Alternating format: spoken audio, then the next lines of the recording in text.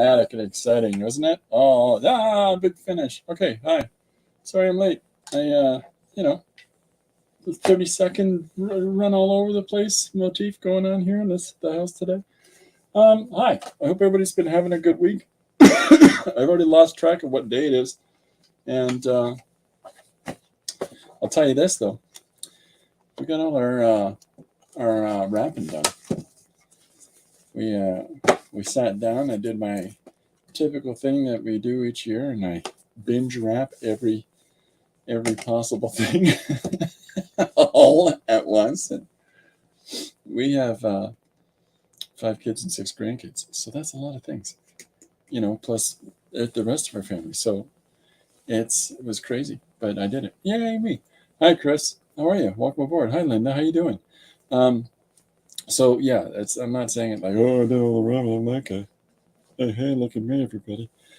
I'm just saying that, it's a nice sense of accomplishment when you get this sort of. It's one of those things that makes the season become like the acquisition of things and the disbursement of things and the presentation of things, and yeah. So we're in good space, helping everybody get in a good place too, and to me is the more important and rewarding part. Okay, I've clearly clicked a button. So there's a slideshow going on right now that I've hit. It'll be running for a few minutes. This is just a whole bunch of pages that we've done in the last year. And they're just going to scroll through, and I don't know if people look at those and say, hey, I said that one. Feel free to say, hey, I said that one, but tell me which one you said. So that I'm like, okay, which one? The green one. Yeah. Because it's fun. All right, yesterday's page. Fixing our bigger mistake. Now, so we talked yesterday about different types of narrative and different approaches to the same story. Sorry, I'm just diving right in today because lots of things to do. So yesterday, we talked about, and I'm going to switch cameras for just a quick second. This note that I had up. Where is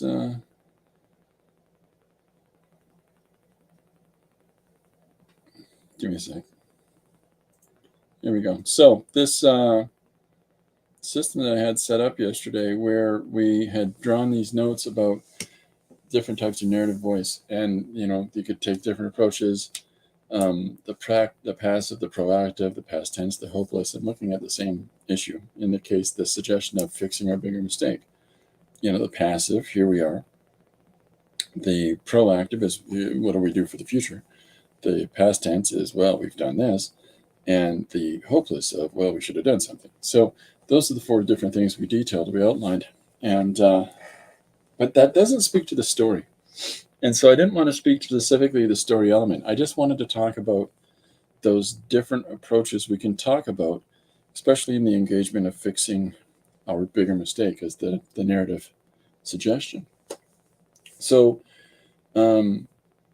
what the issue at hand is, what the mistake is, what has to be fixed, or what we're in the process of fixing, or what should have been fixed. Anyways, all of those things, I promise you that whatever thing that you would come up with is not the same as the person beside you. And anybody that's here hanging out in the chat, anybody that's here watching this afterwards, anybody that stumbles across this, in 2047 after, the society supercomputers have been turned back on, and we see all kinds of information from back in the day before society had to reorient itself. So whatever it is, however people come across this, whatever decision that they're making as for what that mistake might be that we have to fix, is not going to be the same as the next person. I presented it as, and this is where I'll jump back to the page. And so my presentation of it was, this is the 4 horsemen of the apocalypse. And they've been around for a long time. They've been hiding out amongst people for multiple lifetimes and millennia. And the argument is presented as, how can we not be more involved in the world? Like the way that we've been behaving, following the plan set out. They don't talk about who set out the plan, why. But this plan has been set out is that we're here, but and people think of us in this really dark and negative context, as opposed to the possibility of our being here and our enacting on our duties can be revelatory and inspire hope and inspire change and keep things from progressing the way that they are. And so that's the substantive change that they want to, can they consider implementing?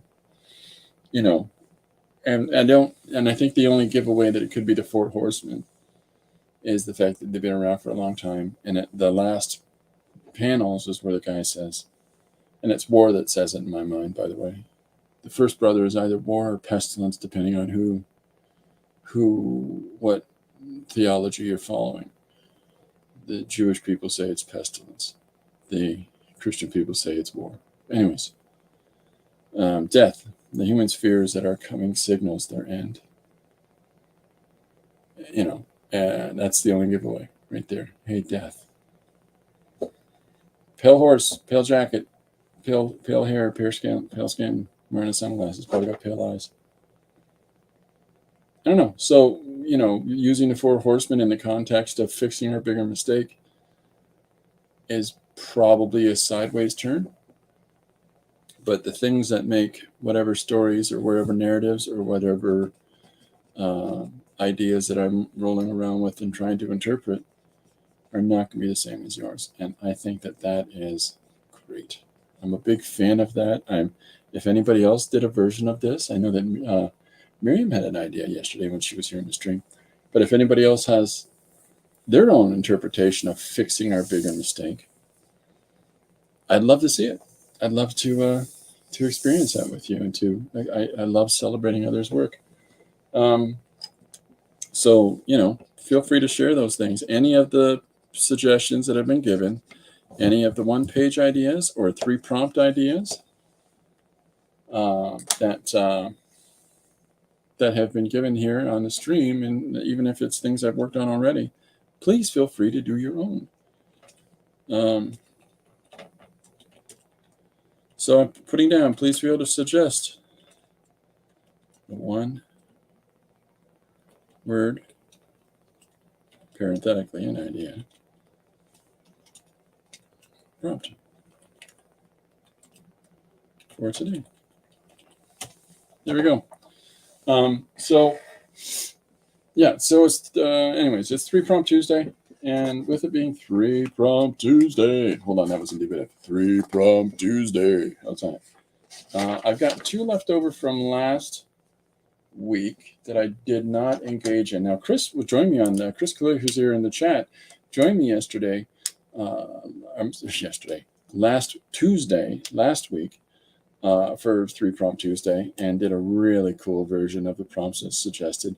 We ended up having 5 prompts. And the 2 that were missed were hippity hoppity. I'm going to write them down. Hippity hoppity.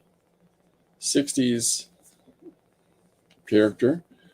And space. Those are the 2 that I didn't get to. Now, let me just put this up on screen, switching the Kambarooskis again. Here we go. The magics. There we are. Happy beans. So, turn the banner off. There we are. So, the suggestions were hippity hoppity, space, and then there was clarinet, wedding. What was the other one? Clarinet, wedding, space, hippity hoppity. Geez, I can't remember. I really can't remember. I got to look back a week. Clarinet, wedding. Oh, yeah. Raining cats and cats. That was a fun one. And that came from Miriam. Raining cats and cats. So, okay. So these are the ones that Chris did was space and wedding. And cats too. I think cats were in there. I think there's a cat in there at least. And then I did clarinet, wedding, raining cats, and cats. So I didn't do the first two. So I can carry those over. Chris has got beer. So I'll add beer to the list. And let's play with words. Bear, bear. That's fun. Love it.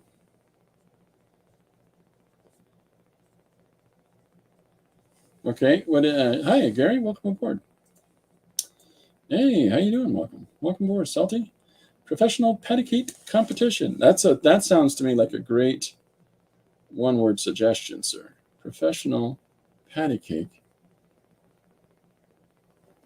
competition. Yeah. For some reason, I thought you said presentation, and my brain was going to go, oh, I love alliteration. So, and that's Salty. CK. And that was Miriam. And then Space Clarinet Wedding was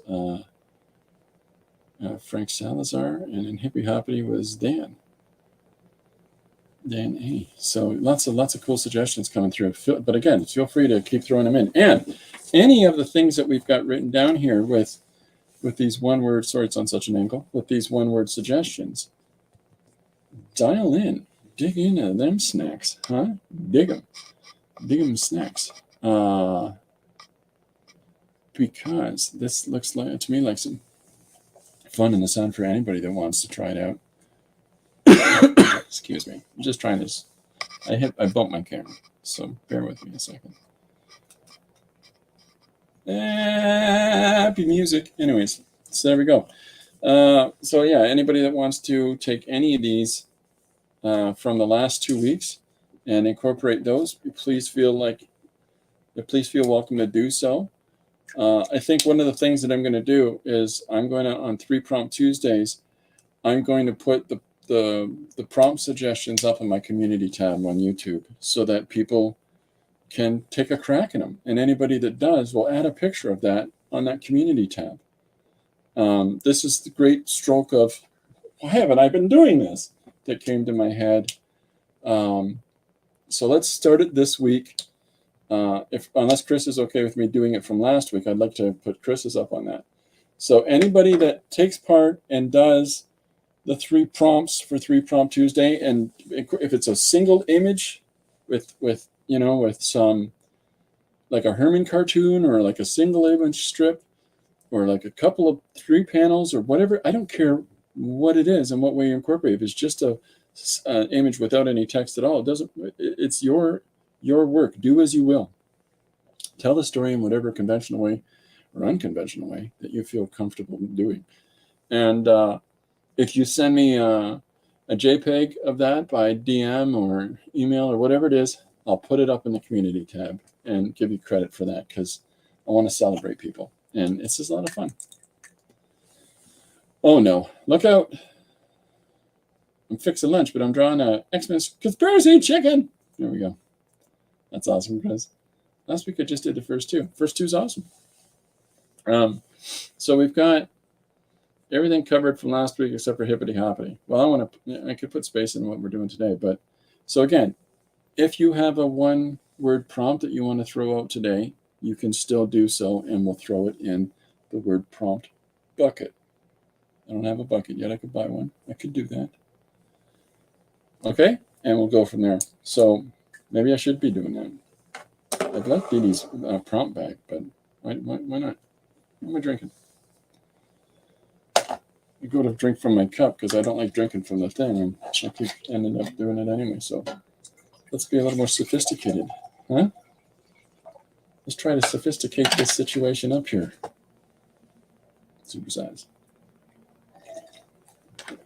Okay, holidays are tough for a lot of people. If you're feeling in a way that you are having a tough time for the holidays, please feel free to reach out to somebody, even if it's just a chat. Even if you just need somebody to tell you a fart joke. I start suggesting this around this time of year to people that I know with no and no person specifically I ever aim this at. It's just if anybody ever needs to talk, I always put it out there. Know that there's other people around and know that people care about you. I got some fun news. I got a couple cards in the mail. I got one with me now. I really like these stamps. It reminds me of 1960s Rankin and Bass cartoons. I really enjoy those stamps a lot. Great images for sure. But this was from somebody in Virginia. It was from Riri. Thank you very much, Riri. Appreciate it. And thank you for all the cards that we've been getting. I've been trying to say thank you to people personally. And Riri sent the Action Bible Christmas story. This is a lot of fun. The artist that draws this, by the way, I wonder, and this is it's great. It's great. It's absolutely lovely storytelling. It really, really is. But the art is so stylized like Kubert that I wonder if this person went to the Joe Kubert school or just clearly looked to Kubert for style of approach. Great stuff though. But these faces are very Joe Kubert. These eyebrows, the shading, it's all very much like Joe Kubert himself. So yeah, really great. Really great. And thank you for that, Riri. We're going to read that with the grandkids there. We'll get a moment whenever they're visiting over the holidays. So, okay, so we've got some suggestions coming in. If more come in, we'll go from there. But I'll just get trucking along here. Trucking. So I'm going to try something today. I haven't tried this yet, but we're going to try it today. I don't think that I've ever tried to use Zipatone on a colored paper. My question for today that I have up, even though it's 3-Prong Tuesday, I have a question of the day. And that question is there ever like a drawing medium that anybody in the stream or anybody that might be watching this afterwards, is there any sort of drawing approach or drawing medium or specific tool that you wished that you just had tried it out at some point in the course of your days? Is there something that you're like, oh, I wish I'd used that. I wish I'd tried that out. And Zipatone is the thing that comes up in that a lot of times because it's such a, how did they do that headspace that a lot of people mention this. Now, here's exciting news. I on the page that I posted for yesterday, I think it was yesterday. I'm pretty sure it was yesterday's page. Yeah, it was. So the page that I did, Dear Mrs. Winkins. I'll take the camera off for. Take the overhead off for a second. So this page here, this is, I'll make it bigger. So if you look at it really close, there's Day-Glo dots everywhere. Like these sort of, the letraset, the Zipatone, the whatever you want to call it. Although Zipatone is a specific chemical process, so let's just call it letraset. And so I found out how to make my own for Photoshop. I learned how to actually put it in so that we can make these little patterns as you see in the screen. In this, like in the pink area, if you look at that, that's actually dots. It's lots of little dots, and I'm really pleased about having to finally figure that out in a way that doesn't involve 1,000 steps and that I can use each time. So I was able to manage to put Zipatone in on the mixed media piece that I have. That's why you still see the lines and the tapes and all of the other fun things in the surface. So, that's something for me, because I've used traditional Zipatone, but that's something for me that I was finally able to figure out how to incorporate into digital works without having to look up some file or without having to, be serviced by ones that you can get for free share, because the ones that you pay for are just not, it's not worth paying for all that. Gary Hodges, in answer today's question, to answer the title question, I'm at least meddling with most drawing mediums, but I wish I had taken a color theory class or two. Okay, here's a fun tool, Gary, that you can get. Now, there's a couple of different things that are out there, but I'm going to show a couple examples on, I think, without getting too neck deep and embroiled in heavy-duty amounts of color theory, then I think it's fantastic because always wanting to learn. There is these things that you can find at paint stores, and that give you, like, now you can find all kinds of paint cubes and paint swatches and the little strips of the different colors of a paint line that the company has. Those are great, except for they don't tell you the transitional value. And so what I mean by that is that when you have, and I'll use this paper as an example, when you have a paint swatch that has these 4 squares on it, and they're each a different type of, let's say a red, okay? And you can see this transitional red from, you know, darker to a lighter one. But there's also more challenges in reproducing these colors, because this may well have a little bit of yellow in it, and this one may have just a tinge of like a blue or a brown. And they don't tell you those things. They just say, here's your field of reds to choose from. And then the expectation is you mix your palette in order to match that color field. But it's not a set color field because of these other additions to it. So if you're trying to learn color theory and how colors apply together with each other, those don't help. They do help to just show you all kinds of wonderful different colors, and it's something you can work with. But if you're able to get one of these, you can see blue-green, you add a little bit of blue, you got that. The green, you add a little green, you got that. But the other part of this is that these colors work wonderfully in correlation with one another. Now, here's the flip side, and here's the big whamma jamma. Now, if we take orange, okay, its complementary is the blue. All right, but the triad for color that as it works together, the orange to the violet to the green. Now, the difference being is that if you look at these tiers, okay, the shade, the tone, and the tint is what these tiers are. Tint, shade, tint, tone, shade. That's how they are top down. This tells you not just a set range of color for each of these values, black, white, and then a color tint to it. Okay? So, you know, it's a nice straightforward thing. And, you know, the second aspect of it, the colors being equally spaced and arranged from each other on a wheel would be, with this brown, it would be this shaded violet. With this brown under the orange, it would be this shaded green. And so this is the basics of color theory.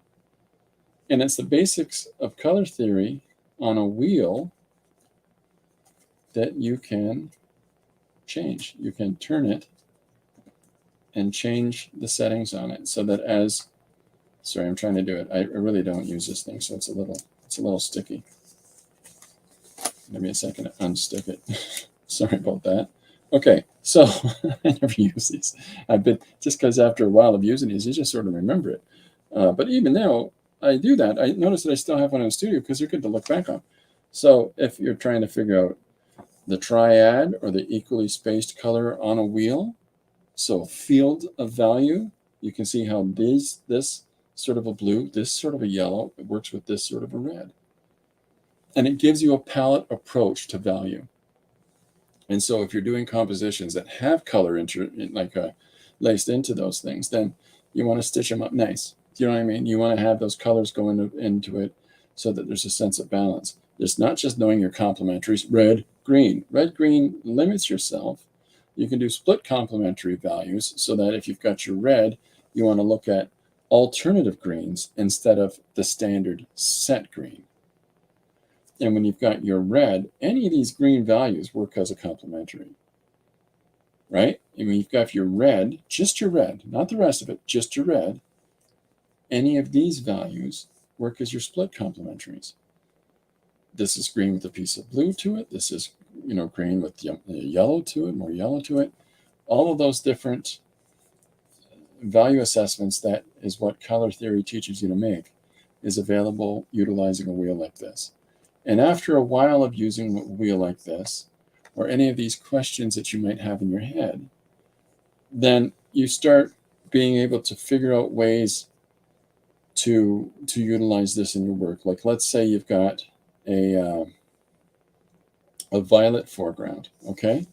But not your standard violet. You've got the tinted violet. There's your foreground base value. That's the underlying value that runs through that composition. And even though there'll be value shifts and a little more, in this purple suit that a person's wearing. Oh, hey, look at this move. Anyways, this is a purple. So this might have deeper purple values to it, or lighter purple values in raised surfaces. But your next layer in your composition, so if you've got your foreground, okay, all the stuff sits in the front. Here's the tree. Just draw a silly tree, silly house, okay, and then silly tree. Now, what we can do is we have this layer in the foreground leading up to, so there's our first layer, and we'll call that the purple. Now, when we look at the wheel, okay, if we're working off of the triad values, then we have these two choices to come from. And if we're doing something on 3 different planes, this works really well for us. So in the center of this area, we can shift from this deep purple value, and in our midground, as it goes back here into the house, and you can still have all the complexity of light and dark in here. But this, the second one, is this green. It transitions kind of nicely, because it recedes back in prominence of value. So the light color either moves forward or recedes back in correlation to the mid color and the background color, right? And it goes the same for any of these 3 planes that you use. So if you do this with the purple, and then you have an intermediate value that goes between the purple and the far background, like of, say, the green, and then you do your background area behind it, like these trees, with that third value of the orange. It's a violet, I'm sorry. Some people get, it's violet, not purple, Chris. So if you look at the color wheel and execute it in this fashion, you'll see how those color combinations work better together. I think that Gary, once he gets a hold of, once you do those color theory classes, or once you allow yourself to take some time with a tool like this, even if you do these classes, this tool would be a great benefit to you. And you can find these at paint supply stores. And if they don't have any out visibly, ask if you can buy one. Ask if they have one that's available for purchase. Because they're great, absolutely great. And even though this is them trying to show off house paint colors from the spectrum of their values that they have on this wheel, what it actually gives you is a fantastic example of a colorway. Okay, I hope that helps. But yeah, I think that's a great thing. There's and then as far as it goes for mediums, you can, at an art supply store, if you look around the paint brands that you're looking at for purchase, like in this case, it's Liquitex, glazing with acrylics, varnishing, collaging with mediums, pools, puddles, and drips with pouring mediums. And so this is 5 different types of material, and then using pouring medium. So that you can find detailed tutorial pages on techniques and things like that. That is a quick, easy access for yourself to have around those materials without having to get neck deep in all kinds of explanative approaches or programs or books. Chris says, hold on, let me catch up. I'm missing a bunch of things. I hope that helps anybody that is watching. I think I used all media possible, traditional ones. Now I'll try digital drawings for 2024. I keep finding more things to use, and I have tried an extensive amount of things, but I keep trying variations on theme. And what I mean by variation on theme is there's watercolor, and then there's watercolor with these things, and there is differences by using these paint brushes with the water reservoir built into them. There are different things that we can do with waters, there's different things that we can do with ink. There's different kinds of inks that you come across over time. There's regular inks, there's acrylic inks, there's, that depends on the water solubility of the ink that you're using. The transition between oil, tempera, gouache, acrylic, for paint, so much stuff. I feel like it's a never-ending pile of things to try. But I love that. I love that and I especially love that you're going to try digital drawing for 2024. Make sure you have a comfortable armrest. My arm started bugging me because I moved my desk around. I didn't make sure I had enough placement for my arm. And I might add jelly printing. Oh, snap. 2 completely different directions. Digital, cleanest thing under the sun. Jelly printing. No, there you go. You're going to make some mess. I love it. Chris says, I have the exact same color wheel. Isn't that funny? That's great. My reference book is Color and Light by James Gurney. That's a good book. That's a great book. Look out. Everybody behave yourselves. Hiya, Janet. It's good to see you. I had a cool stream on Monday. I got to watch it after the stream was over, but I enjoyed it. Snark. The Snark Master. Okay, so there's those. Well, I guess you can't see it now. Here's these notes from today. Here's the suggestions we got so far. For those of you that have joined after that 3 Prompt Tuesdays today, if you want to say a one-word prompt, then please do so. Go ahead, put it in the chat, and we'll add it to the list. We've got a list going here now for those that were here last week. Hippity Hop, Space, Clarinet, Wedding, and Raining Cats and Cats were yesterday's suggestions. And so far what we've got today is beer, bear, and bear. So, or beer, depending on where you're from and how you pronounce it. So that's what we got so far. If anybody wants to suggest one-word prompts, you're always welcome to do so. Anybody that sees these and wants to give it a shot on their own, please feel free to do so. I'm going to put the prompt words in our community space on YouTube so that anybody that wants to use the prompts and do something with it, and hey, send me a JPEG and I'll put it in that feed and from that community conversation. And in that way, other people can maybe feel inspired to engage in trying to do storytelling from that vantage. But by all means, you can continue to shout them. I'll just continue to write them down. Or if you've got a one sentence comic suggestion, 1 or 2 sentences for an idea, like Salty said, professional pancake competition. Now, he suggests that is one-word prompts, but that is fantastic fun as its own singular suggestion instead of just chopping it up.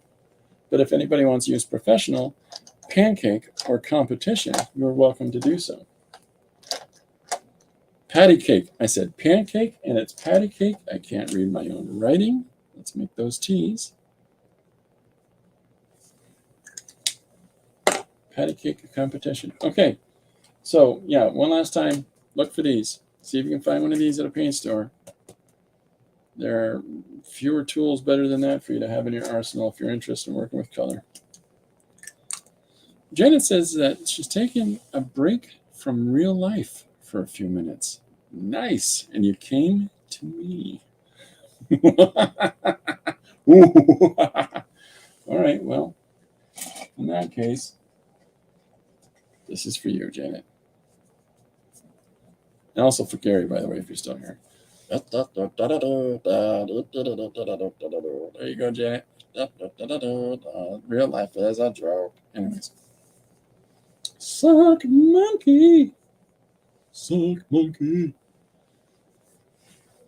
I had a sock monkey when I was a kid. I still love sock monkeys to this very day. Real life is terrible, Janet. Chris, come on.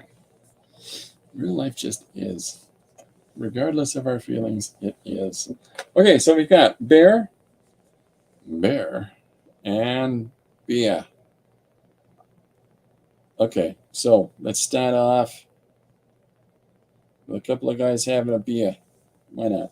I think that's as fun a place to start as any are. You know, we got a couple of bros having a beer there, talking about an incident when they saw a bear coming right at them. There we go. There's our start. All right. So I'm going to try a couple things today. I want to play with a couple of different tools. One of the things I'm going to do is today we're going to try to incorporate Zipatone on a colored cardstock. I've really only used it on white, so on white paper, and I've never for a moment sat down and done it on colored paper, which is silly, but we're going to do it today. We're going to do it together. All right, so let's start with some beers. I got some little source cubes up here, and we'll just get crack-a-lackin'. Now, if you, in honor of our good friend Janet, if you have a ruler or a set of ellipses that would make you feel more comfortable for drawing your beer glasses with, feel free to use those. It's the funniest subjective questions that people will ask of others, like, is it cheating if you're using circles and ellipses and things like that? No, it's not. Does it make you cooler if you don't? No, it doesn't. There's no point of comparison. Whatever it works for you, in order for you to tell the stories that you want to tell, and to utilize whatever tools are available to you in order to get across the point that you're trying to get across, use them. And if you don't feel compelled to do so, then don't.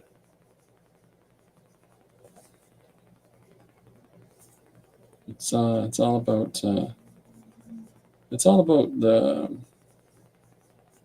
the project, or whatever the drawing is, or whatever the output is, whatever your intention is behind your storytelling, getting your images across, and so on and so forth. Sometimes there's real benefits to using the tools. A lot of people have those styles where they never do. Get those tools out, boy. You can't draw a perfect circle without a template through life being a dumbass. So don't go through life being a dumbass. So when I was in high school, I had a teacher named Jane Bajan, and the assignment for one drawing class was stand in front of a paper or the blackboard with your arm fully extended and draw a perfect circle with the extension of your arm. And so in order to do so, it's good to, do some rotations on your arm first to find your central point, to find your axis. Or, your central point is your axis point. You go right to that. Decide where the exterior of your circle is. And usually it's the most comfortable way to do it is at a 45-degree angle extension. And then just loop it in a circle. I can't do it because I keep hitting my desk. And you should have a circle.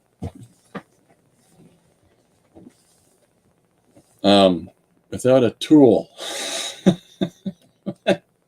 But when you're drawing smaller ones on paper, that's not as easy to do. So, and don't draw from the wrist, draw from using your arm, use your shoulder. That's why you got to warm that arm up for your rotator cuff. But you can draw wonderful circles. We had to do so to get our mark. And it's a strange thing that I can still do today. I test myself on it all the time. Like whenever we'll do these things because of the size of Lori's family, we'll rent a church or something like that. And if there's a chalkboard there, I'm drawing a circle on it. just for the practice. But yeah, it's important that if you can aid yourself in your execution storytelling, use whatever tools you need to. Chris says, I'm glad I'm not entertaining guests here until the 26th so I can finish other chores and errands quietly. Nice. That's whatever you can do for the holiday season, if you can do it with as little stress as possible. There's an awful lot of stress around this time of the year, and you have to wonder how much of it is absolutely necessary. Some of those things, some of these, everything has to be perfect. Everything has to be whatever it needs to be for whatever event, for whatever person it's, Deep breaths, huh? Deep breaths. Be who he is, have some fun. Okay, so we've got our first glass of beer. And now I'm drawing, this is the reason for the spacing on the hand, the second glass of beer. Yeah, and I get to do this. Also, I learned this week in Photoshop how to warp a graphic in Photoshop and how to make it look like something's in the television and stuff like that. Because I've always kind of done those in advance of the drawing. So here is our person picking up a couple of drinks to bring over to a table. And we're going to draw the lights from the back.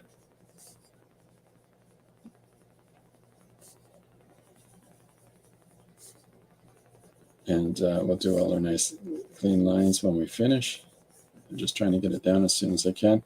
I like using primary pencils. I know this is really basic, and I've been asked why my pencil is so big.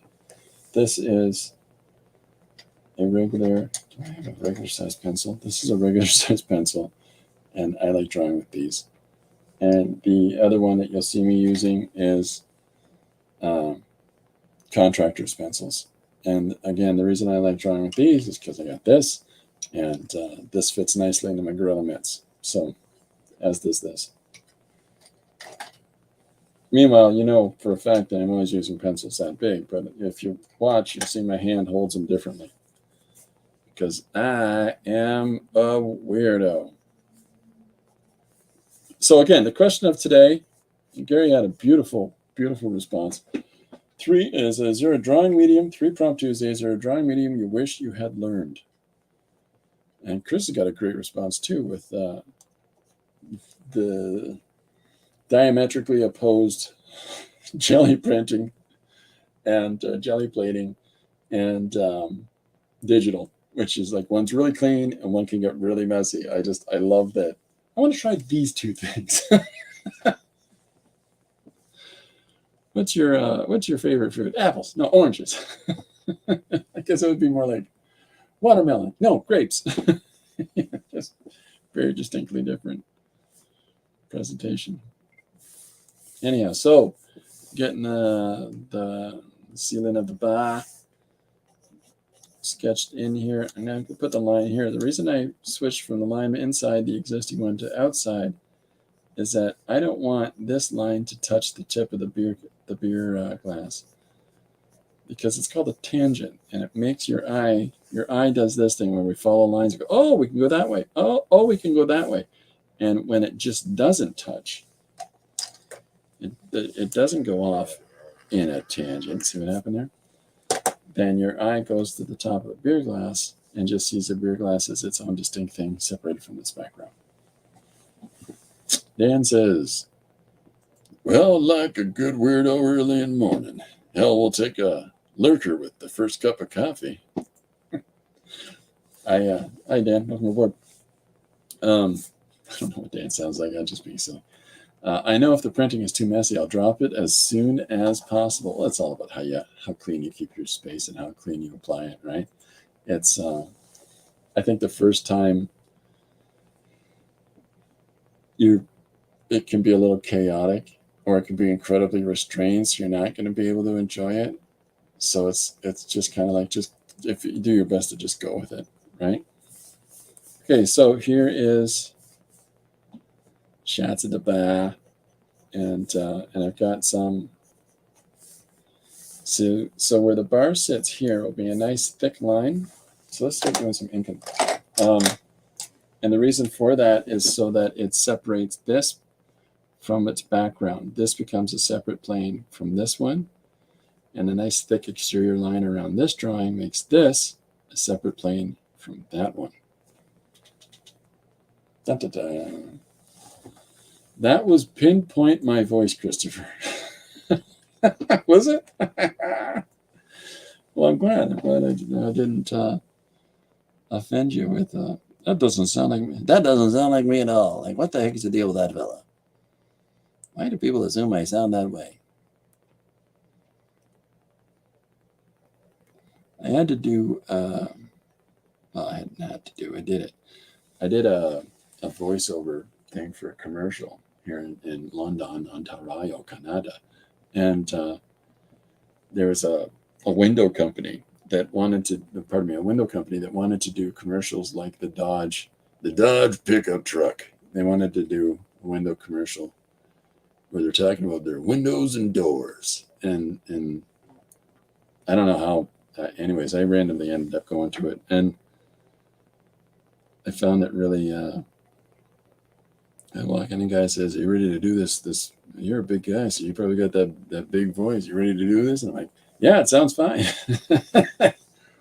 But when I got in the room, I'm like, "Our windows and doors are the best in the market." You know, that's why it's called voice work. So I'm just putting in some of the details of the hand that I sketched in lightly, and just building up some of those lines inside here, giving them a little bit of weight as I go. And the nice thing about a Fodenosuke pen, by the way, the Streamathon has a slot empty on December 1st, 1 to 3. Oh, there you go. The nice thing about a Fodenosuke pen is that you can do all this wonderful line variation depending on pressure. And that you can get, I'm trying to do this over a mixed up surface. You can get this sort of beautiful variation in line application, and it's really a nice manageable pen for a single use thing. What I mean by a single use tool is that you don't have to dip it in ink, you don't have to have different nibs.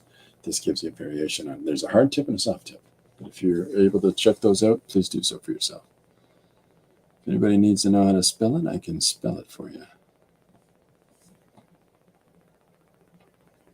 And I will spell it for you in the form of interpretive dance.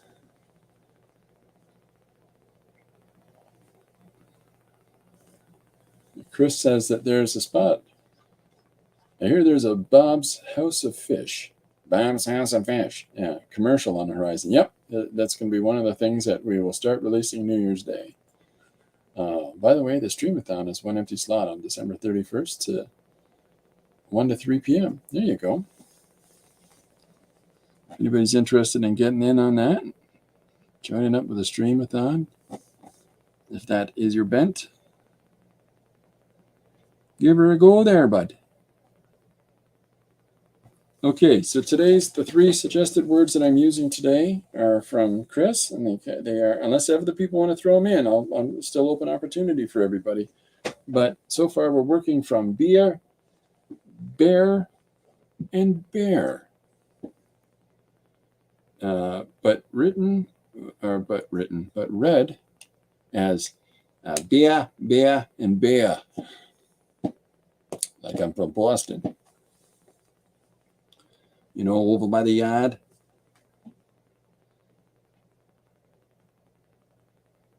Okay, so using my ruler. It's for Janet, in case she's just lurking. I'm using a ruler, Janet. If she's watching, I'm in trouble.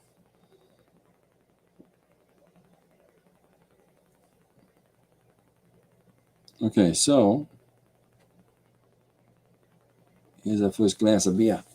Now I've done a thicker line on the exterior of it than I have on the interior lines, and that is to give a little bit of weight and a differentiation from one plane to the next.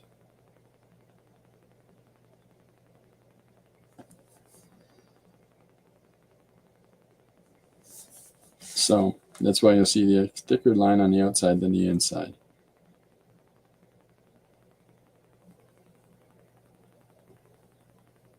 If you want to see a really fine example of that, I would refer you to the work of Winsor. Okay. Dan says you got all three then. Well, I mean, if more people, you can always give suggestions. You can always give one word prompts. You're always welcome to do so. There's never a part of me that'll say, nope, not allowed. And I don't want anybody to ever feel left out. So if you've got a word prompt you want to throw in, please throw it in. And I'm going to post these. I'll say this again. I'm going to post these on the community tab on my YouTube channel here so that anybody that wants to take a crack at them is more than welcome to do so. I encourage it. I'm very highly supportive of that. So, and you will find that information in the community page on the YouTube here. Anybody wants to show others what they've been working on, you're also welcome to send me a JPEG or something, and I will post it on said community page. So here's a question for folks. Aside from the, is there a medium that you've always wanted to learn question, you know, like, is it just creatively, is there anything that's kept you from using those? How are you really sure? Am I really sure of what? If I post what people are doing, as long as they're, if it's not salacious or terrible. Crusty stagecoach driver. Okay, crusty stagecoach and driver.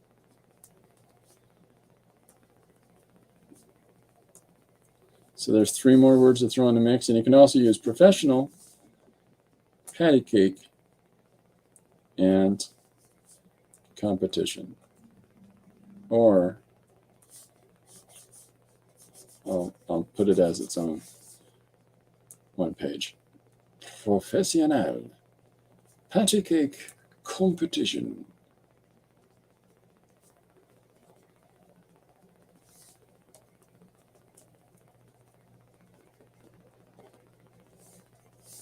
And that's salted that suggested that one. Crusty stagecoach driver. Oh, that's Dan. Dan A. D-A. Oh, Gabby Hayes, I guess. There we go. Gabby Hayes. Okay, great. I got them written down. So if anybody wants to utilize any of these, as well as space or hippity hoppity, raining cats and cats, clarinet, wedding.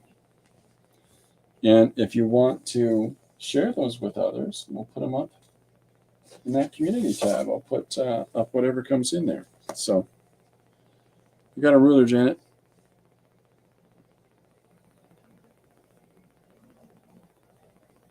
So a good thick exterior line and a trim and thin interior line. Just sort of, now the reason for these differences of lines is, again, ideally the thick exterior line separates this from the background and the midground. That's the theory. Damn, what do we got? Jim, it's Jim. Future 3 words prompt. Space banjo. Roller derby.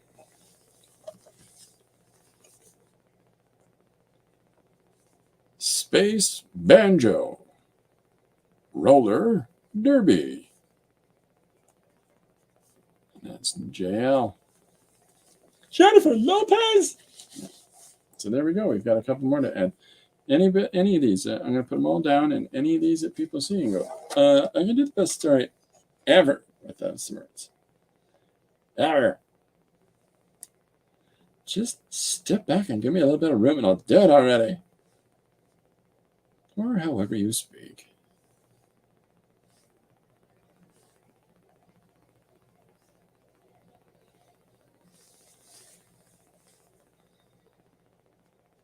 So just putting in these basic lines, and then we're going to get crazy. We'll get crazy. And we're going to put some of this letraset in here.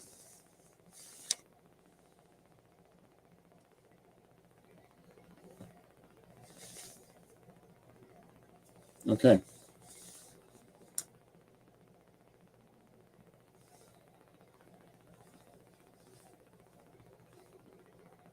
We got Emotional Rescue going through my head by the Rolling Stones. Anybody? Anybody? Bueller? Thank you for those, Jim. Space banjo. Roller derby. Just go ahead. Say it yourself. It's a fun one. I'm off the camera here. So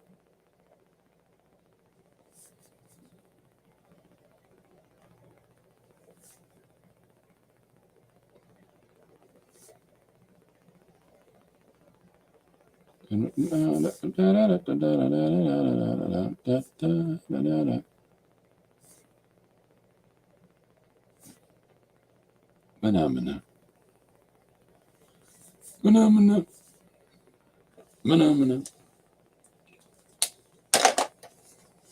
You're welcome, by the way. It says, Jennifer Lopez on the trampoline. Oh my. Here we go. They call me J. Lou. Spaghetti Western music plays. It's two different Westerns. Sorry. There's a fun skill testing question for you.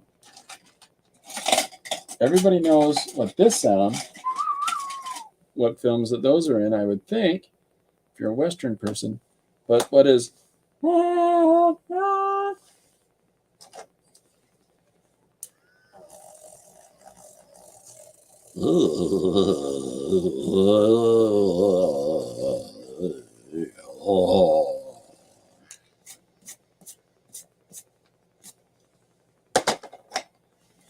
right, so we're going to put some of this jazz down here. See what this gives us.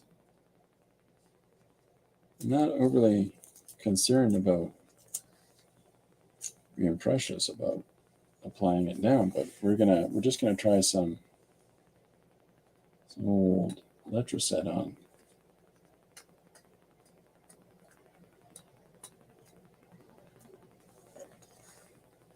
on some cardstock, some colored cardstock, and see how that works for us. That's a good self-reference.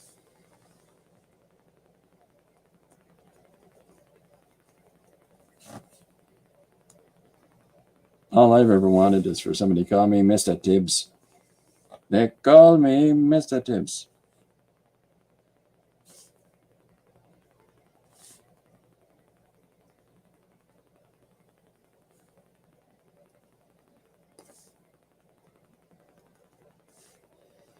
Fun fact, if you know what that film, the film that reference is from, I have sang that at karaoke, and I love that song. I'm talking about the song for the film, sung by Lulu. I did that wrong. I'll put it back down. Does anybody see what I did wrong there? I took out the part that I was meant to be leaving down. Nice bandoleros. Gel.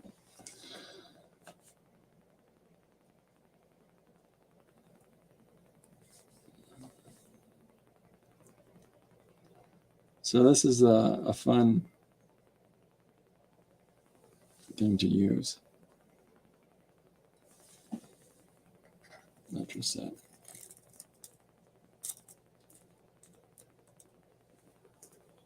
Boom, boom, boom, boom, boom, boom.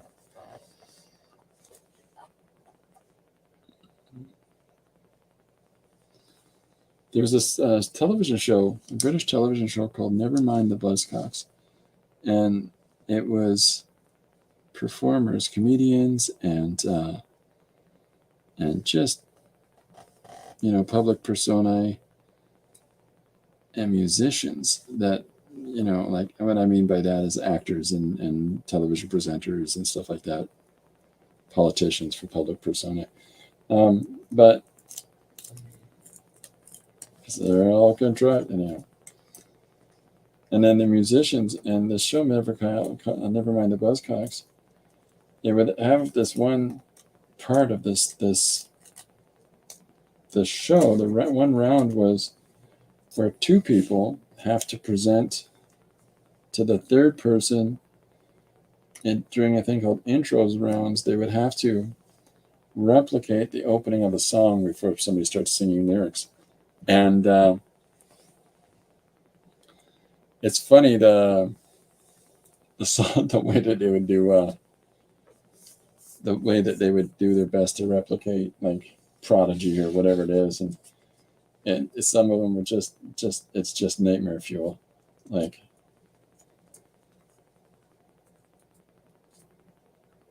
they get really enthusiastically into it, and other songs you have absolutely no idea what it is that they're doing.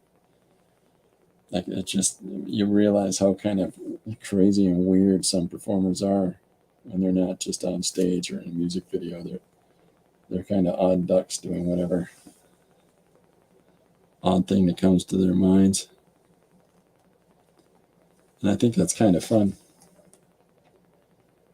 But because of that, watching, the show for the years that it was on, I'm constantly doing intro rounds in my head. I'm always remembering the openings of songs because of that silly show. So I'll be sitting here and I'll hum a couple of notes of something random, and then I realize, oh, that's the start of Mary Tyler Moore.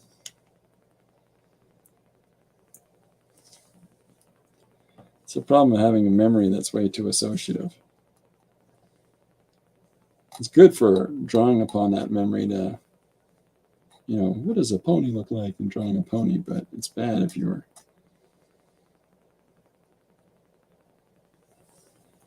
makes your brain like a maelstrom. Anyways, so here's some pieces of information for the background. Now I know I've got some gaps in there, but that's okay, because I'm going to go at it in a second with some ink, like a little bit of ink throughout it. And then we'll do one more up top. Dan says, I watched Husker Du yesterday. Oh, wow. Okay.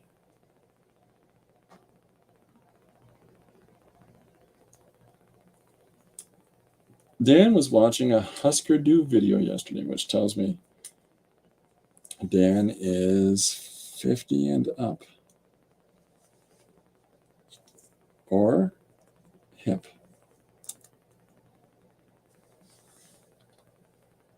I'm leaning towards 50 and up when dropping Stagecoach references.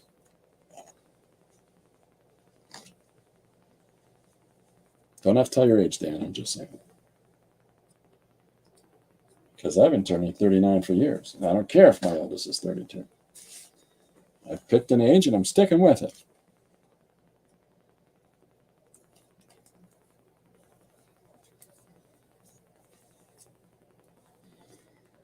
Okay, so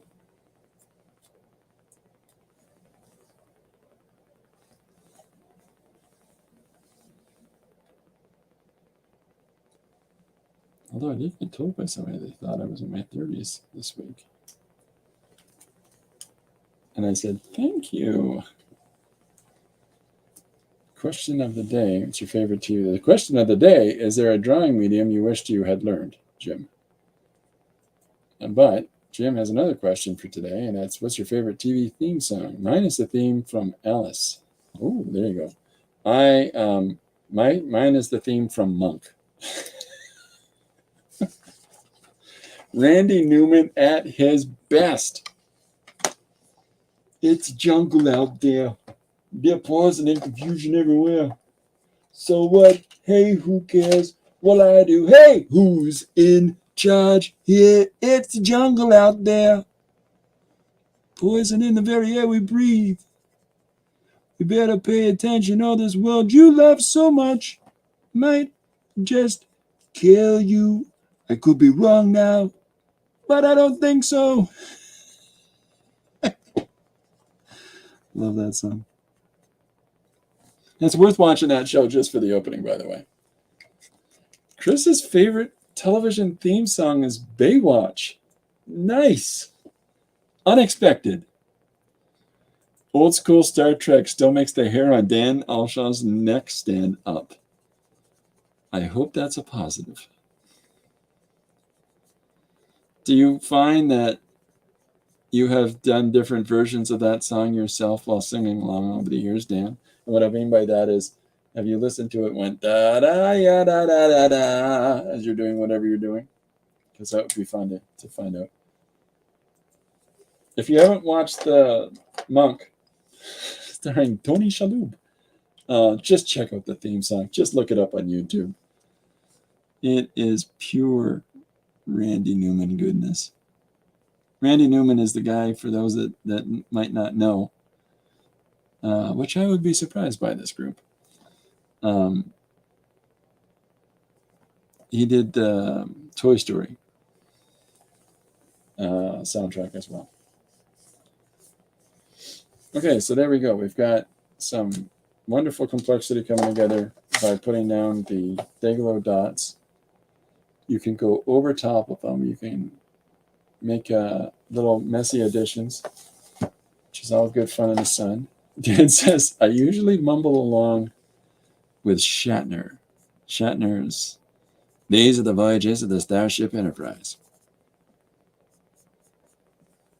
Excellent.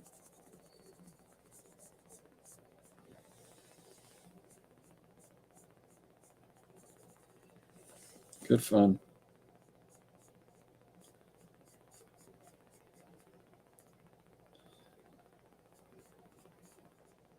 I also like MASH. Chris says, I have another one. Thundercats. Really? Oh, that's fun. Isn't that something? For me, it's Monk, the theme song from Monk, sung by Randy Newman. And then there's the MASH theme song. And it's optional. I'll sing Loudon Wainwright's words along with it as I'm listening to the TV show sometimes. And I could just mutter them under, as I'm doing whatever else I'm doing if it's on. Suicide is Painless, by the way, is what that song is called by Loudon Wainwright.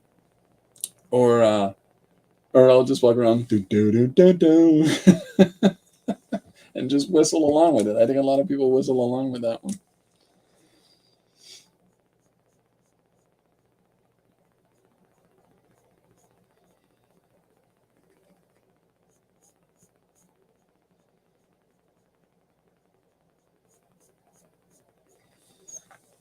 All right, we got little bits of information coming together there. Surprisingly, it was not dubbed to Spanish, or it would have been awful. I can't remember the theme to Thundercats because I didn't watch a lot of those Saturday morning cartoon shows in the 80s because I was off being a reputable young adult. Anything lost in translation is funny. Oh, yeah. Battle of the Planets, or G-Force. When I was a kid, there's a show that had a lot of things lost in translation.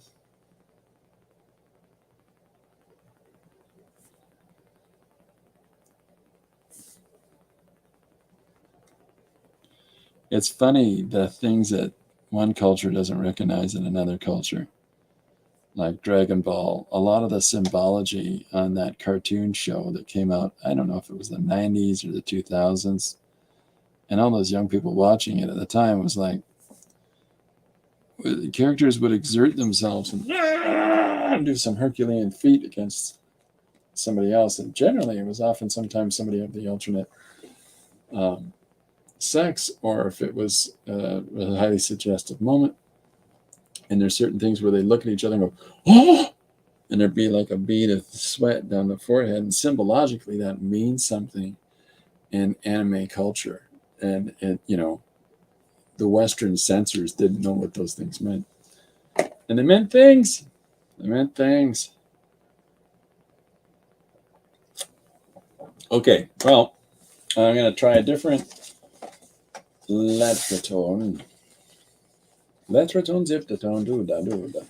Okay, so we're going to try a different one here for our glass of beer.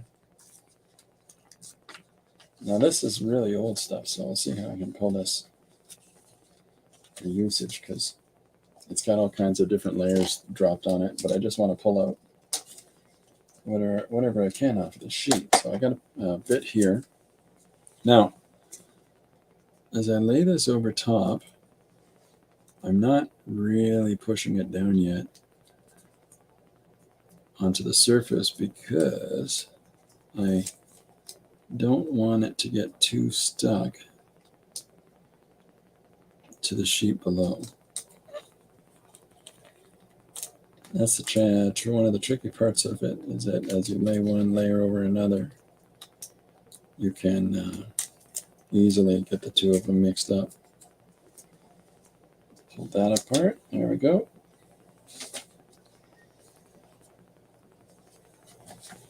There's a strange thing I like doing. Surprise. I like singing along as Randy Newman to different things. I don't know why. I've done it for years, but like, you know, Star Wars, da da da da da. Just dumb. But it makes me happy. So I'll do it. Star Wars, da da da da da. There goes those guys there. Well, that's Star Trek. I'm doing Star Trek. I'm saying Star Wars and doing Star Trek as Randy Newman. Well, your day's complete now.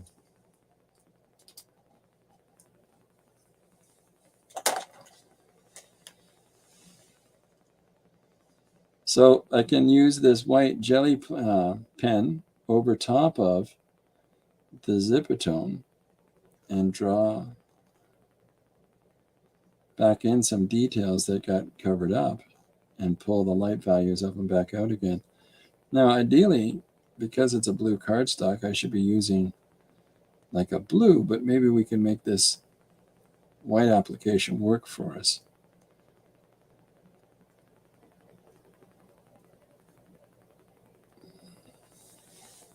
So I'll hold this up.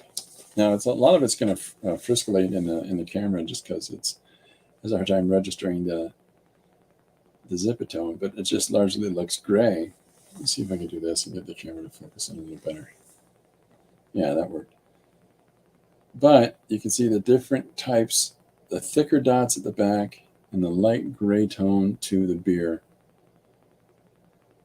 And I'm going to put this down.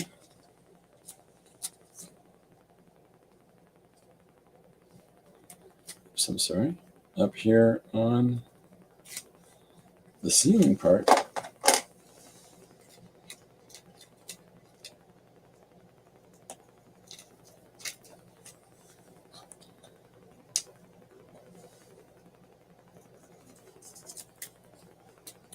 All right.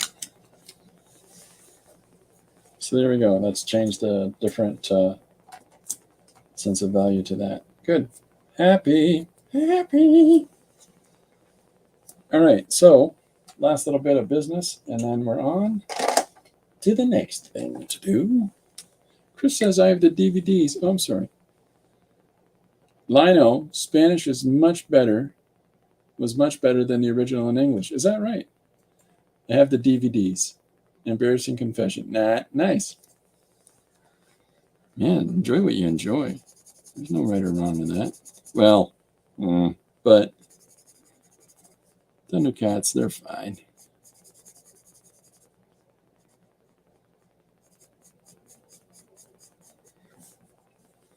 All right, so we've got all kinds of silly business going on here in the background. Yeah, I think it's turning out okay. Good.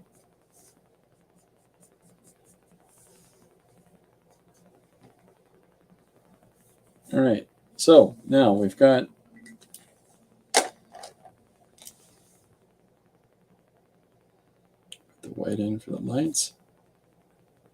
And then after I scan this digitally, one of the things that I can do is put sort of glare around each of these lights as though that looks like they're pushing out illumination. Everybody has something that other people look at their shelf and go, really?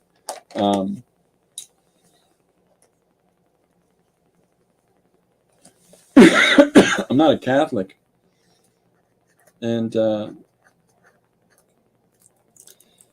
And yet I own all the Father Teds, and it's clearly a great deal of it is specifically directed at Catholic humor.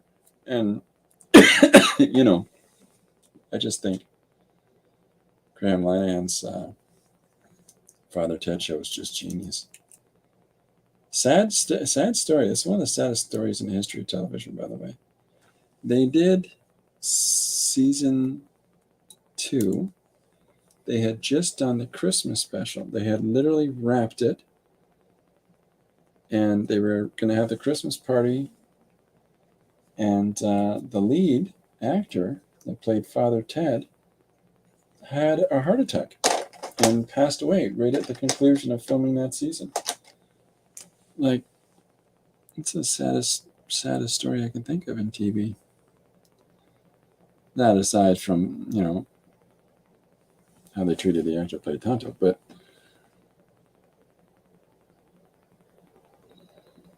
so I'm just adding in some more dots, just carrying that forward. And I'm going to put some. And on to the next panel.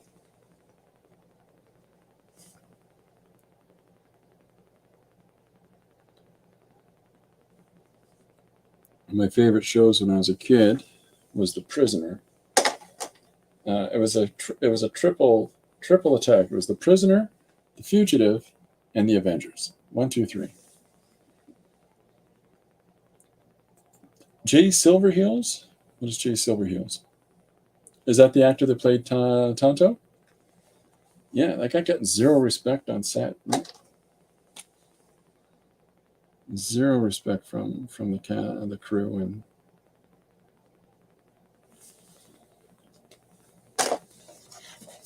okay, so here's our first panel with Bia. Grab yourself a cold one.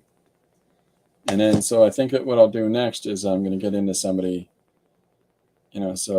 suggesting a conversation about BS. Excuse me. Coughing my guts out over here. Guts right out. We're at an hour 20. So, as per usual, anybody that has ideas, anybody that has one-page story suggestions, anybody that has word prompts that they want to put in, you're always welcome to do so. Before I forget, for anybody that joined later, if you've got, if you want to do any of the prompts that you see listed, and they'll be listed on the community tab, but any of the prompts that you see listed during the stream, or if you want to look back and check them out, or if you can read this mess, hot mess, then you're more than welcome to use any of these. And if you want to send it to me, and we'll put it up on the community tab and say, look what so-and-so did with this. What is the matter with that? No. Okay, so yeah, so let's just get these two. Let's draw 2 guys down here. And so here's these 3 guys in a bar in Boston. where one of our guys is telling the other two about over a beer. He's going to tell them about this bear that he saw bear himself. Theme to the BOC song. What is BOC? I can't do anagrams. I'm sorry, never could. Raise your can of beer on high, seal your fate together. Golden age of leather.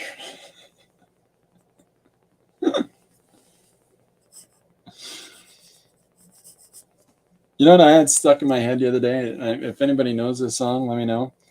But be careful if you do listen to it for the first time. It may well be a what do you call that? It's a trap. It's like a sound trap. When you hear something, it sticks. It's just one of those things. Blue Oyster Cult. Thank you.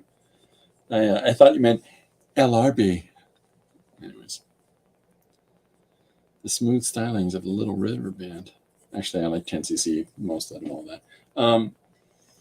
The golden brown looks just like sun. That song by the Stranglers just never leaves me for more than a week. It just comes that thing lives in my head rent free, and it just it's got those lyrics that you're like, what does it mean? Blue Oyster Cult or Little River Band was Dan's first concert. Oh, isn't that something? For me, it was Triumph. It was Triumph, the Canadian band Triumph. Oh, here are fun facts with Christopher Huntsman. Rush, the first show that they ever played was at Beale Secondary School in London, Ontario, where I went to high school. So every time I had to do a gym, everybody gathers together in the auditorium, not the gymnasium, but the auditorium. Let's all gather together, students. And every time I went in there, I went, Rush played it here once. It was really, really tragic. Dan says, love Triumph. There you go. Nice.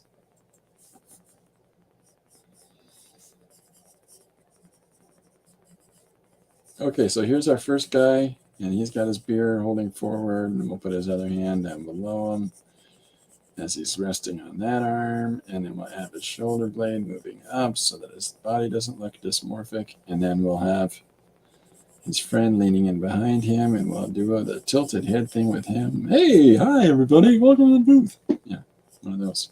And so that as our character comes back with some more beers, these two fellas are good to go there, Paul. Gotta have some fun. Put something on the table.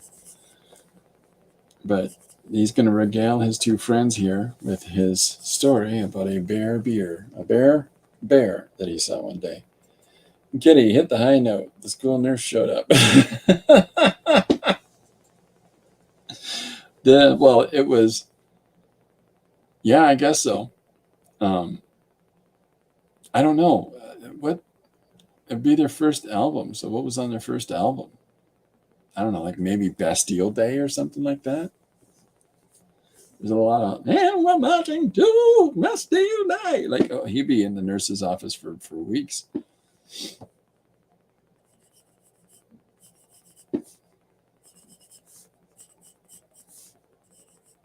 Okay, so we're doing the layouts for our shapes here for the space, and we can draw. Why don't we put another guy at this side who's clearly, as he's coming back to the booth is pretty. We'll have the booth pretty full. Why don't I move this forward like this so that actually implies that there's room for him to sit there. And we'll put his arm hanging over the side, and we'll have the rest of his arm obnoxiously nudging into the next booth. His back. So I'm breaking everything down in shapes for folks just because, it's nearing that time and I want people to see where we're going with stuff. Okay, so beers, I'm right at the top. Beers, Battlestar Galactica. Nope. Bears. Now I got Bastille Day in my head.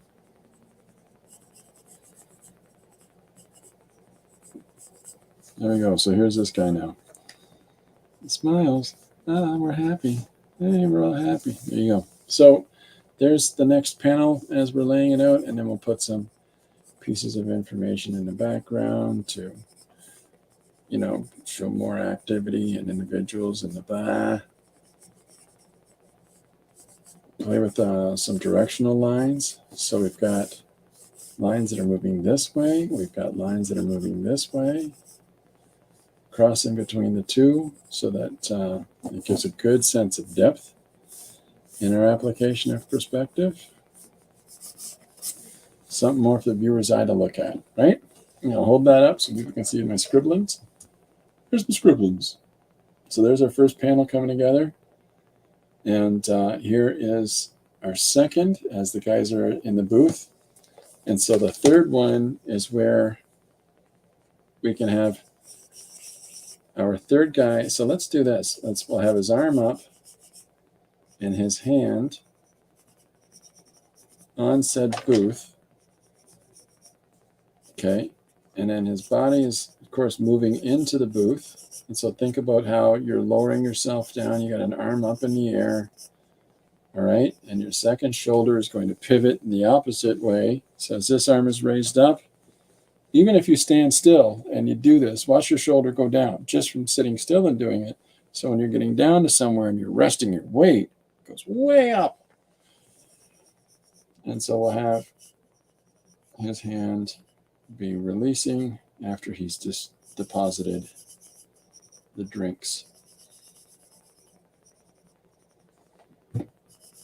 And there is his other arm. And then, of course, the consistency of outfit has to move from page to page. So he's clearly got short sleeves on because you can't see any sleeves here. So, and then he's happy. Okay, where was I? I was telling you about this beer, right? Here we are. So there's our third panel. And then we've got space here for something else, or we can actually utilize this space here to put a text box over at the other side. And so this just means your spacing bumps over this way for our foreground. Now, one of the things that you can do in order to give you a sense of relationship in accordance to where the characters are here is that we can take this spot like so and put one of the two guys in shadow. Now, it actually, his head, because of depth of perspective, would actually be more like so, right? And so there's our silhouetted guy. And he's sitting down on the table. Let's show the side of the table. There's your glasses of beer. And we'll put his leg out as he's motioning to sit down. So there's that character, right? So what we've got is we've established, now with dialogue, we can go so much further. And what I mean by that is I'll talk to you about something I did today. And then, but with dialogue, we can carry this story so much farther. We don't have to wait narratively. Like we don't have to wait for us to get to where they're talking to already start talking. Right? We can already have. So let me start over. Where was I? And you were saying that the guy was saying this, or you were saying that you were in the woods and you saw a bear. Well, yeah, right. It was a bear. What do you mean a bear? Well, it's a bear that was bear. And then we get to go off. Bear with me for a minute. There was a bear, right? And you get to have fun with that. Now, what I was referring to there for a second was this. And so today's page, and that is yesterday's page. So today's page, that's not it. I'm working on 50 things. So on the piece that I posted, the idea of fixing our bigger mistake, I just immediately start into an existing, let me get that off the screen. Sorry, I didn't realize that I still had the slideshow going. Okay. So what I got into today was immediately getting into the conversation of the characters talking. And the idea is to direct your eye with it and to make your eye move around. So when you start fixing our bigger mistake, because it's here we are in the Western world, you're going to start reading on the left side. So that's it then. And then ideally, because of the diphthong that's at the bottom of that speech balloon, your eye should move down with that arrow to, I am tired of being infamous for the wrong reasons. And then because these balloons are connected, it strings you around in that quarter of a circle and then into the half circle of I do understand. It's been so long, which should carry you over to millennia. And so and then of course, that now follows down through this pattern, the snaking pattern. It takes us down to, I think that we should change the way that they understand us. And again, your eye wants to shift to the left, so you should go death. The human sphere is that our coming signals are in. So you can completely not just control the positioning of dialogue in order to carry your narrative along, but you can also start at any point in your narrative that you want to. So even if you've got, imagine it like a cut shot in a movie, that if these guys are guys talking to one another in this group position, but in this bar scenario, we start with somebody grabbing some beers to carry over to the table, but we can already start into the conversation as though our character is sitting down. And so that first thing said is, okay, where was I again? And the second balloon says, you were talking about a beer. And so it's, oh yeah, right. So there's beer, and that narrative can carry over. So if I go back to the robots are challenging. So if I go back to this overhead, so if I start that narrative here and then carry that dialogue through the top of the thing to where he's actually sitting down,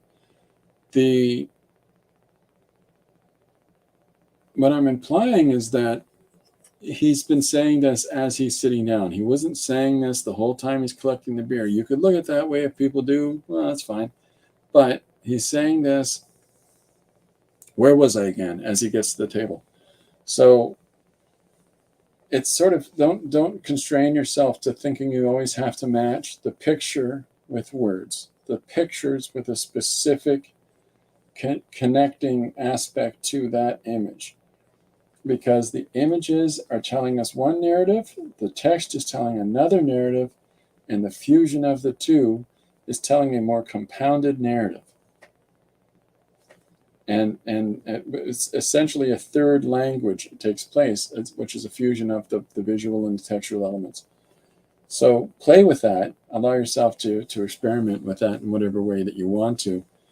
You can, the other way that I looked at writing the page for yesterday was doing it editorially, like having somebody say, these four men, blah, blah, blah, right?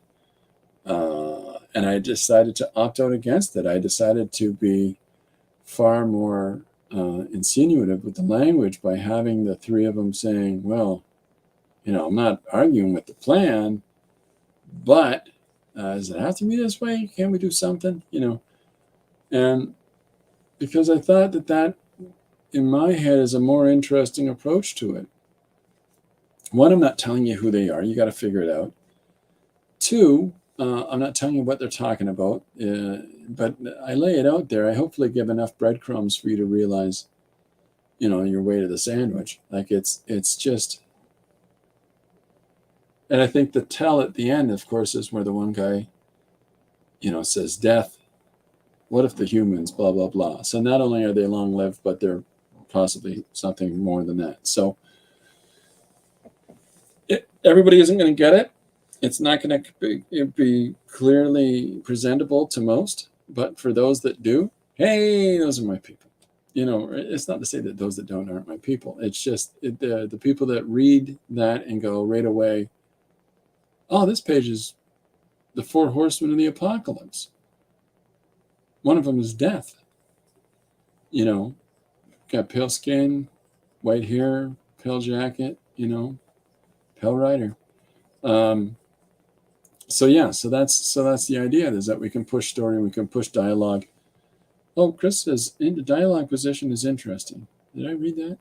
Thank you. That's very nice. But it's about carrying, it's about conveying an idea to the viewer, but at the same time giving enough of it without it being too opaque so that the viewer wants to find out the rest of it. Or maybe there's an empathetic moment where they go, oh my, it's about this. Because I think that those approaches in storytelling, honestly, there's a little reward in that, and there's a little more interest in that. Now, too much of that, and you've got J.J. Abrams, and where it's the mystery box, where nobody understands why anything has to be, and the story isn't about just keeping everything such a mystery that the reader can't make the association. The story is about getting enough conveyed so that the reader can go, aha. And the beautiful thing of that is that dependent upon that conveyance, coupled with the fact of who the reader is, their own experiences and associations, is that two people sitting side by side can have completely different interpretations of a thing. And that's why you'll see, when it's done really, really well, in instances like Stanley Kubrick's Shining, the Shining film, there's entire documentaries on different theories that people have about what that film means, and about what actually is being said, and about whatever the subtext is alluding to. And some of these things are just downright crazy, but people can pick up on those because of, one, our human interest in identifying patterns, which is innate, different levels of sophistication, but it's innate to all humans to identify patterns, like looking for faces and things and so forth. And two, it's, based on how people string together supplied information. So, you've got Danny wearing an Apollo 11 sweater, and clearly this is about how the moon landing was faked. Well, that might be a leap, but depends. It depends on how the reader engages with the material. So whatever it is, play with it and experiment and have fun with it. But do try to give enough for people to kind of see where you're going, or to carry along with them. And if you're going to be opaque and obvious about draw a fish and say this is a fish, okay. If it's, it can be redundant, but if it's badly drawn fish, that could help. This is a fish. I thought that was a toaster, The most common one of those is, this is a horse. And it's like, I thought it was a dog, or this is a dog. I thought it was a horse, because people tend to draw those two things interchangeably a lot of the times in progress and in their development. So, either way, when it comes to doing this, it's just about putting things, stringing things together, telling a story visually, and then telling a story textually, and figuring out how you can interplay those two to allow you to omit what you don't need from one because you've incorporated it in the other. Somebody's opening a fridge, you don't need to say, Bob opened the fridge. You can just show it. Or as Bob's open, and while Bob's opening your fridge, you can now change that text to, is there anything in here to eat? And that adds more investment into the scene, into the moment itself, because now you're wondering what's in Bob's fridge and what is it that he's looking for and what is it that he might find. So allow yourself those things. Allow yourself to play with those things. All right. Well, I'm going to get back to this a little bit later on. I got a couple things I got to do, and then I got some stuff to get hanging out with a couple of different sons tonight. So I thank everybody for coming out. This has been a good day. I hope everybody's having a good day. I said this at the start, and I'll say it again. Holidays are not the favorite thing in the world for some people, and if you feel it helps you to reach out and say, hey, just say hey. You don't even have to say, I really need to talk to somebody. Just reach out and say hey. And you know, somebody out there is going to say hey back.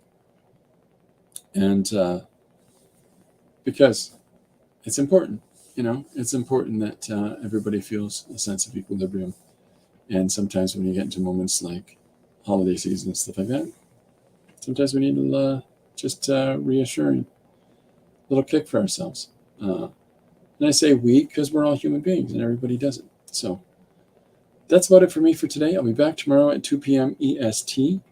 And we'll be cracking on with Wednesday. If you see anything in the prompts that you want to try out, please feel free to do so. I will be posting them up in the community tab, like I've said a few times. And we'll be back tomorrow to crack on with another one-page suggestion. Thank you, everybody, for coming out. Oh, that's nice, Chris. Chris says thank you. Bye, everyone. All right, I'll be back at 2 p.m. Bye for now.